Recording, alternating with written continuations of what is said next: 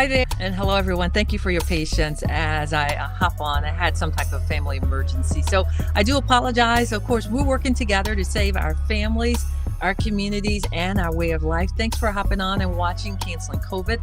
I'm Tonya Rivens. I want to say thank you to our sponsors, Mecklenburg County Public Health, meckcountync.gov, meckcountync.gov, available to answer any of your questions. There are lots of questions about COVID, and we continue.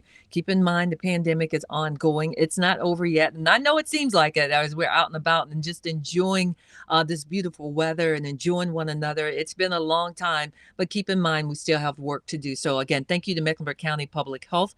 If you have any questions about COVID-19, they're more than happy to assist you.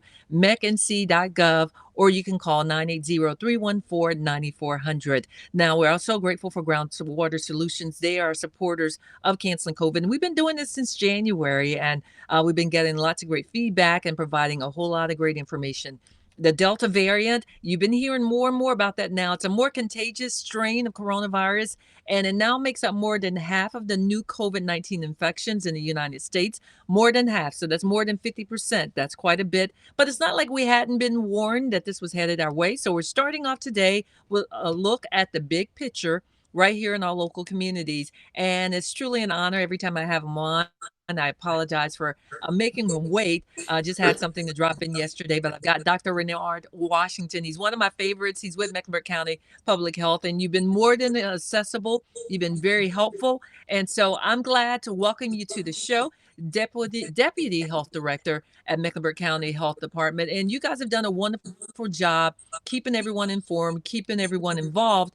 And I would say to a certain degree, helping to start rebuilding trust from our community to Mecklenburg County Public Health. So for that, Dr. Washington, I wanted to acknowledge and say thank you for all of your work. Thanks. I appreciate it. Thank you for your work, Tonya. Absolutely. So let's talk about starting out. What's your biggest concern about the Delta variant? I think, as you've already alluded to, the variant does seem to be more contagious, which means that it spreads more quickly to individuals. It's more transmissible, so it's easier for one person to infect multiple people. And so that is certainly concerning as we are continuing our drive to get as many of our citizens vaccinated as quickly as possible. We continue to push and really make sure that we're making information available to everybody about the vaccine so that those who are still a little bit hesitant hopefully can get over the hump and get in to get vaccinated. You know, we are about just under 50% of our adult population, 50% of our total population has received at least one dose. So we still have a long way to go in terms of vaccination. So with that level of vaccination and the variant still spreading in our community, and as you've already alluded to, people still getting together, being around one another more and more as more things are open and available to the community. Those folks who are not vaccinated, of course, it's concerning that they may get infected. And of course, unfortunately, may have severe complications due to it. And I see our listeners and viewers starting to hop on now. I appreciate that. Good afternoon, Erica Simonton Beatty. We appreciate you all continuously showing up every week to get information that is driven by facts and no other political purpose, just to inform you. So thank you for hopping on. She's a regular as well. Now, let's talk more about the Delta variant. It's especially dangerous for the vaccinated, which you just mentioned. What do you say to people who argue that this is a scare tactic just to get people vaccinated? And can you speak on, or you already spoke to the fact that it's easier to pass along to others? So when people say, oh, that's just one more thing that they're just trying to scare us, to get the vaccine, what would you say to that?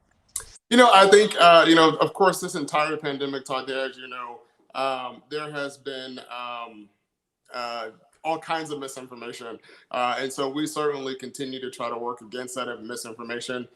Certainly the variant is not all viruses mutate. Every virus that we have and know of, when it finds a home, it gives it an opportunity to mutate. Because when viruses infect your body, they basically start to replicate, and in those replications, sometimes things go off, and it sort of turns into another version of itself. And so mutations happen all the time. And so sometimes, and usually the mutations don't have any real consequence. But when we saw that this particular mutation in one country was starting to spread more rapidly, there were more infections, it was clear that there was a greater level of transmissibility with this particular mutation. This is, as you said, this is not the first variant that we've had that's been a little bit stronger, a little bit smarter than the previous variants or variants of the virus. And so I think, as you also said earlier, COVID's still in our community. So I know things are open back up. The community is available to people. There's activities happening. There's events happening. But certainly there continues to be real spread and transmission of the virus in our community. So getting vaccinated is your best chance at, of course, trying to protect yourself and those that you love. Yeah, talk about community events. I mean, it's like a long laundry list, especially on the weekend. It's like people are busting out of the woodworks. You need a break from the break that we had, and then it's like all of a sudden everybody wants to do. It's like from feast or famine. All of a sudden, lots of activities, and make sure people, keep in mind to pace yourself because you can't do it all. And during the weekend. Now, we've watched the demand for the vaccinations dwindle, Dr. Washington. What are you all doing to kind of reach those who remain unvaccinated? I know that on the national level, the president has suggested going door to door. And I know locally, Mecklenburg County Health, you guys have, implemented and tried some ways. We see the lottery, the opportunity for kids to get, scholarship money. These are all great ideas, but what are the things, there's some things that we're doing locally in the county to try to get more people vaccinated? Yeah, certainly. So we're obviously pushing the word and information out about those opportunities that the state has made available to folks in our county to be in those lotteries. We are part of the cash program as well, so the gift card program. So we've been giving out $25 gift cards to everybody that comes in and get their first dose with us. We've also been giving out $25 gift cards to folks who drive people to the clinic, and you can get multiple gift cards if you're transporting, individuals on different trips. And so we've been doing that, which has certainly been a real benefit to some in our community, and folks have been excited about those. We had a raffle of some airline tickets a couple of weeks ago. And Yes. then, yeah, we had two free tickets to anywhere in the world on Air American Airlines, thanks to their donation to the county. And so we continue to try to be as creative as possible. We're also just trying to make access as easy as possible. So we're showing up wherever we can. Like this afternoon, right now, we have a team at the transit center because we know people go through that center, that space, especially with people being out and about more. And so it's been really busy all day today because, again, it's really easy. It's really convenient. We've been going to all kinds of festivals. We went to the Summer Block Festival. We'll be going to other kinds of activities throughout the summer. And so again, we're just trying to make sure it's as easy as possible, and where we can't offer incentives, that we make sure we give folks something that just a little extra push to get them in and thank them for their service to the community, because it really is a service to the community as well as themselves. And we're grateful that you all are doing, it sounds like a lot of grassroots efforts now, just making every attempt to connect with people. So now national experts are throwing around the idea of a fall COVID-19 spike around the time children head back to school. What are you seeing, or kind of your pulse on that for the county? Yeah, so we certainly anticipate that, again, the virus is still here in our community, it's still spreading. During the summer months, we typically, just like with the flu, you tend to see less transmission because people are spending more time outside and less time indoors. And a lot of the activities that people are engaging in are designed to sort of have lots of air filtration, social distancing, because people got more space have more space outside. So we do anticipate that obviously the virus will still be around in the fall, and as people start to come back indoors more frequently, as people start to go back to offices, as kids go back to school, again, Right. all those create opportunities for the virus to spread among people. And certainly, those individuals who aren't vaccinated would be at greatest risk for getting most sick from as a result of those potential infections. So, we do anticipate that there probably will be an uptick in cases. Our cases right now are very stable in Mecklenburg County. We're seeing roughly, 40 to 50 cases per day. Our hospitalizations are at an all-time low in terms of how many people are in the hospital, and we know that that's at least partially due to the vaccinations that are happening in our community. The majority of the people in the hospital with COVID illness have not been vaccinated. The large majority, over 99%. And Mm. so we have clear real world evidence that the vaccines work. And so we're hopeful that our hospitals will still be able to obviously maintain their operations, even if we do start to see a surge of cases in the fall. Yeah, and I often shared, it was great this past fall not to have to deal with all the sniffles and the coughing that we normally see in the fall and winter months, especially in the winter. So wearing that mask, during that time, I think for some, I know for me, is going to be something that I plan to stick with because it was just really nice to not have to deal with that, not to take away from, the flu shot and other vaccines that are available for people. But I wanted to talk about what the county is now seeing an average of 44 cases per day. 6 months ago, that number was 762. You kind of already alluded to, things holding steady. But to go from 762 to 44, that's some real progress. What goes to your mind? I saw your reaction when I said that. And for anyone that reads those numbers, they should have the same reaction. Yeah, I call those the dark days, where some days we Yeah. even had as many as like 1,500 cases in a day. Oh, Another important statistic that I think means so much to us because of the amount of attention that we paid to it is the number of outbreaks we have in nursing homes and long-term care yes. facilities. I think that number is down to five or fewer, and they're very small outbreaks at this point because the majority of those folks have been vaccinated. So I think certainly we are feeling a bit of relief, I guess. I Yes. think I posted on Twitter the other day. I'm starting to feel a little more human than I had been feeling the last 16 months, because certainly we are, our response is able to stabilize a little bit. We're able to really not be in the really sort of rapid fire mode that we had been in as a health department and a response team. But also it means that our community is doing the right thing. I mean, people are being more conscious of their behaviors. People are getting vaccinated, and I think as we are starting to normalize some of these really important tools that we know work, I still see a lot of folks wearing masks, which is really encouraging. Yes. And I think it's great that people, even those that are vaccinated, I still wear my mask on a regular basis.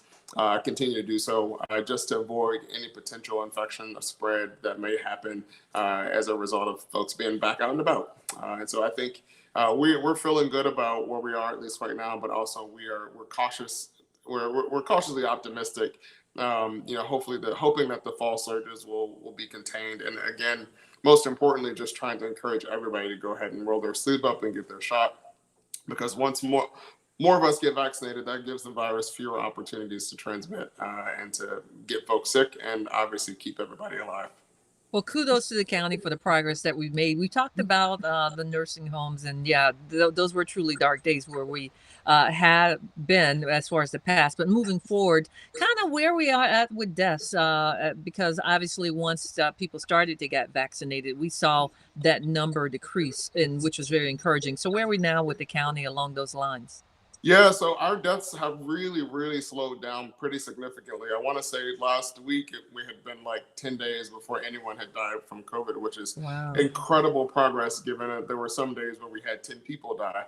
Mm, And so I think that is certainly a testament to, again, us being able to contain the virus and not have it spreading in among our most vulnerable people, our seniors, our adults. And so I think that's encouraging. Over 80% of our older adults are vaccinated, so vaccination rates are much higher in those groups, and so that's helping with avoiding death in individuals. And I think in the last probably 2 or 3 weeks, I think we've only had 2 or 3 deaths. Which is certainly encouraging. Again, like I said, there were days where we had deaths every day for weeks, months even, and then some days as many as 10 or 12 deaths. So I think we are certainly encouraging that people life's being protected. Folks are giving hugs to each other, and so I think we're really encouraged by sort of the progress we've made to date. yeah, and you mentioned hugs. What a great way to wrap up the interview on. It's so nice to hug again and to greet people and to shake hands. I miss that. Just loving on each other. It just means so much. So thank you again for talking with us. Any final thoughts as we wrap up? And I'll send you a virtual hug or a Yeah, I virtual appreciate it. handshake, Dr. I look forward Washington. to meeting one Yeah. day in person. No, I encourage Yeah. folks to go out and get your shot if you haven't gotten it yet. And of course, thank you, Tonya, for all you're doing to make sure our community has the right information, and has it from trusted sources. So thank you, and keep up the good work. All right. Thank you, Dr. Thank you all. Washington. The same. All right. Enjoy the rest of your day. Again, Dr. Raynard Washington, Mecklenburg County Public Health, a sharp, sharp young man that has worked really hard to help rebuild trust and to work with the community. And we're so grateful for that. So, we just got some new numbers from COVID-19 numbers for the state. Right now, there are 231 new cases in North Carolina. That's up a little after the holiday weekend. Meantime, 13,000, and let me verify this, 13,455 people in North Carolina have died. And that is, they've died from the virus since the pandemic began. Guys, I work with a teleprompter, and sometimes it kind of has a mind of its own. So let me go back and repeat that just to make sure. 13,455 people in North Carolina have died from the virus since the pandemic started. But I want to also kind of shift the conversation now to a group that's also doing great work in the community. We all work to find a new normal, and we can't forget about the most vulnerable in our community, people, young people, children in foster care. And I discovered this group, I've been probably about 3 or 4 years ago, and they've been really, really amazing with the work that they've done. And when I share the story, people are so excited to hear about it as well. I'm honored to bring in our second guest, and it's Nicole Taylor. She's the executive director of Congregation for Kids. And Nicole, we've talked so many times by email, and I do apologize my delay today. Hopefully, Amelia told you I had a family emergency, but I certainly am glad to get you on and to talk to you because the whole concept and everything you've done, of course, is built around the word which we stand on, and as believers, something that you all decided to come up with and start addressing. I just wish more people could catch on to it. So, first of all, let me say good afternoon, Nicole. Thank you for joining us. Thank you so much for having me. It's so good to see you virtually. Oh, same here, Nicole. So, now let's Congregation for Kids. A lot of people aren't familiar. It's on a mission to be a champion for every child. So, why don't you explain to our viewers exactly what that means? Sure. Congregations for Kids, or CFK, we work to help equip and empower champions within our community for kids, children, families within the foster care system. And we do that through four specific pathways: foster, mentor, serve, and give. So we have lots of different ways in which people can come around children and families within the foster care system. So, working with the foster care system, how many do we currently have in Mecklenburg County? And has that number increased or decreased during this pandemic? Sure. So typically, Mecklenburg County has anywhere from 500 to 600 kids in foster care on any given month. Right now, we have about 550 kids in foster care. That slowed down over COVID around March and April of last year. The Mhm. number of kids coming into care slowed down because teachers are the number one reporters of abuse and neglect, and of course, kids were not in school. So the numbers decreased in terms of how many kids were coming into care. But those kids that did come into foster care, their circumstances were more extreme in nature, unfortunately.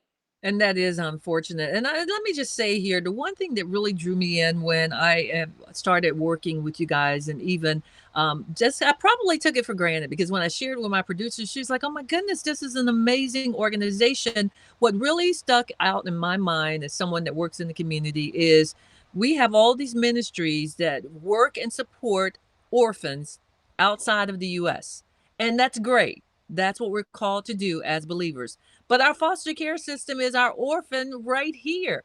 And when you guys said that to me, I'm like, oh my goodness, that is the exact point that everyone needs to acknowledge and work on. That's Mhm. what's happening with our kids. And you're right. We have our own orphans here, and we should be nothing wrong with supporting outside the US, but let's support what we have here as well. So I salute you, you guys. I appreciate the work that you're doing. And you just touched on teachers are the ones that usually are the ones to make and notice and report.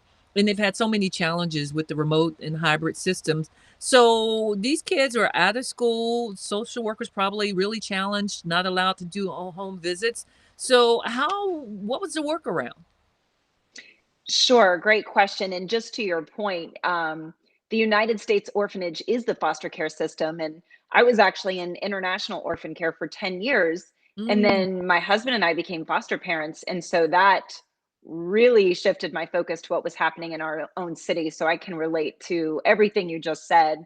But in terms of COVID, there was a lot of workarounds. I mean, child welfare nationally in our country is broken, and anyone that mhm, works in it will tell you that. Now that doesn't mean we turn around and we say, okay, let's not help these children. We still have right. to be there for these kids. However, COVID turned it upside down, not in a great way. So you had biological families that had to visit their children that were in foster care virtually. You Mm, had foster parents who were now working at home, parenting children who had been through trauma, teaching, and they were doing all of this in isolation. You have social workers who were having to visit vulnerable families, what we call pre custody, virtually, not in person. You had the court systems that shut down for a bit, and then really permanency has been delayed for hundreds, if not thousands, of families and children as they're playing catch up now to mm. try to make up some of that time. So we will feel the ramifications of COVID and child welfare for many years to come, in my opinion. And that's kind of what is frustrating when we have officials that are going by science and saying, guys, let's get vaccinated. I know it's a personal decision, and I make sure on this show I don't shame anyone, but we just Mm. cannot afford to go back to where Hmm. we were in the past. We just cannot. And I think everyone, if they would look at it from that point, to do their part. And again, the whole issue of foster care, the system being our orphans, if more believers would look at it that way. I salute you guys for bringing that to my attention and pointing it out in that manner. So, what are some of the, you've acknowledged and everyone acknowledges that the system is broken. So, what are some of the other issues that impacted foster care during COVID? You mentioned already the court cases and adoptions and the visits. Anything else that you would like to add to that? Sure. I think the group that was most vulnerable during this season of COVID has been those youth that have aged out of the system. So Uh, they have aged out without permanence, and now we're in a crisis. We're in a pandemic, economic crisis, a financial crisis, and when you don't have a support system, you very easily can fall prey to number of really terrible outcomes.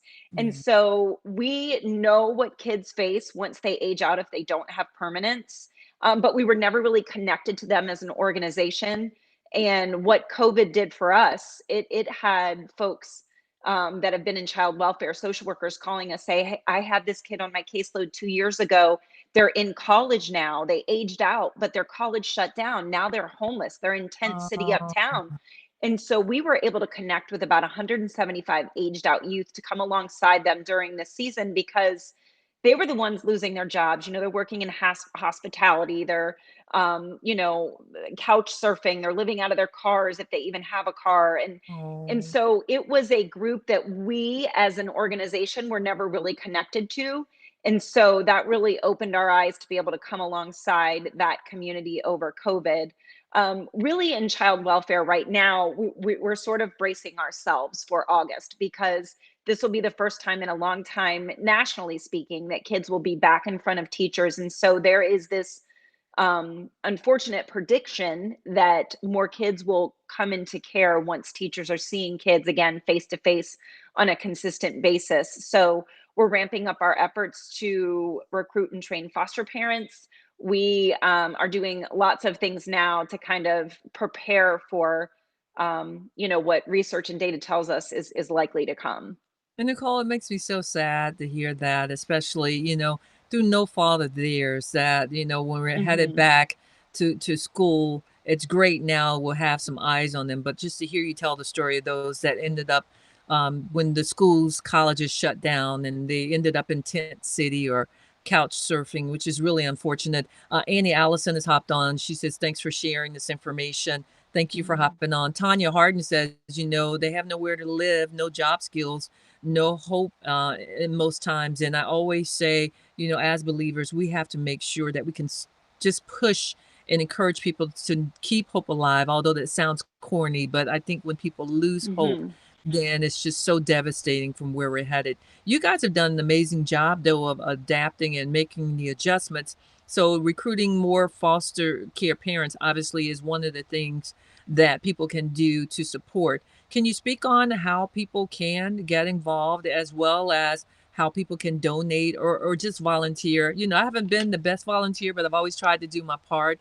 And I'd share with the producer when you had the opportunity to provide a meal, something as simple as provide a meal for a child and the parent that they were with, you know, just they do a little night of preparing that meal. And I thought, wow, Mhm. that's just so cool to come up with those ideas. So, kind of speak on what we can do more of to support a congregation for kids. Sure. Thank you for asking that question. And you've been an incredible volunteer for us for years. So I'm grateful for you. Thank you. We believe that everyone can do something, right? So not everyone is called to be a foster parent, but everybody can do something. And Right. so, excuse me, we really feel like we have several different onboarding pathways of what you're comfortable with. One of the things that we launched in excuse me, one of the things we launched in early December is what we call our Care Now platform. Hmm. And it's a way for the community to meet immediate, tangible needs for children and families within the foster care system. So we get those requests directly from child welfare social workers. And it's a great way, especially now when people maybe aren't necessarily comfortable getting out there and volunteering yet, to connect with a story, connect with a child, meet a need that's going to help stabilize their placement or help that family potentially keep their kids out of foster care. Right. Excuse me. That's okay. That's okay. If you need to get some water or anything like that, I think Amelia put up the information for Congregation for Kids, the website, cfknc.gov, cfknc.org. So, I'm sorry, cfknc.org. And Nicole, she's so kind. One of the other ways, which I think is really cool, and I just call it kind of adopt a social worker, which is an Mhm. opportunity for you to send them just inspirational notes, drop them a gift because their work is really hard. It's tough. And so what you Their do work is you encourage them. Yes. yeah, no, I'm sorry, I didn't mean to cut you off. Their work is No. really difficult, especially this past year. And so, people don't necessarily correlate, well, how does that relate to kids and their experience in foster care? When kids have one social worker for their duration in foster care, they'll get permanency 74% of the time. But as soon Mm, as there's turnover, again, social workers, there's high rate of turnover because their job is so difficult, that permanency drops to 17% as soon as another person comes in to try to help learn all the stories around that child and advocate for that child. So it's important that we uplift our social workers, and we have a program called Socialite that allows community members to do just that. And so, yeah, lots of different ways to get involved. And we're grateful for your advocacy and just letting the community know that these kids are not invisible. Although you right. you don't see them, you don't know their stories. I often say we're a nonprofit. We talk about kids and stories in which we cannot really show you, so we Right. have to be Right. creative. But these kids are out there. They deserve love. They deserve stability. And they deserve safety. And it is our job. It's our responsibility as a community to provide that for them. Especially for those that believe in the word of God and are believers. That's a great way to be a light. So I really appreciate you. Anything else as we wrap things up so you can go? I spent enough of your time, taking enough of your time on this afternoon. No, Tanya, just so grateful for your advocacy and giving us the platform to be able to share about this and exposure for these kids right now that so desperately need it, these kids and these families. And so we're just grateful to you and all that you do in the community. Thanks, Nicole. And that goes back at you. I so appreciate you. And I'll be in touch. We're working on something that's for National Spotlight, and Congregations for Kids is obviously a great candidate to help spread that information as well. So thank you. Enjoy the rest of your day. And again, I appreciate your patience on me hopping on. Talk to you soon. All right. So great conversation. Yeah, obviously you guys you understand and can relate to what she's sharing. And so I appreciate you hopping on and commenting, and let's get it together and do our part to help support. Of course, today's the big day. Someone in North Carolina is going to win. Is it time for the $1 million again? Yeah, another drawing for the COVID-19 drawing for vaccinated children. Of course, they get a $125,000 scholarship for college all of that's really great stuff. And that's for anyone who has received one vaccine in the state. They're entered into the drawing. So hopefully you've gotten your vaccine. If you haven't, there's going to be 4. So this is number 2. So you still have time. I heard some people talking about it. I got a chance at $1 million. Yes, you do. If you're like me, you don't play the lottery. Well, you're grateful to have your name entered this way for sure. Also, it looks like we were wrong. COVID-19 has not created a baby boom in North Carolina. I wonder why. A lot of tension and not a lot of love in the homes as you're stranded. That's just a thought. Anyway, new reports show the state's birth rate fell about 3% from 2019 to 2020. And of course, skyrocketing unemployment rates may be to blame. Yeah, if you don't have any money, that creates quite a bit of tension in your home, and definitely not any thoughts of bringing someone into the world or multiplying if you're not able to provide for them. Of course, we know that being set financially, even if you're not quite where you need to be, especially you want to make sure that you're able to at least maintain.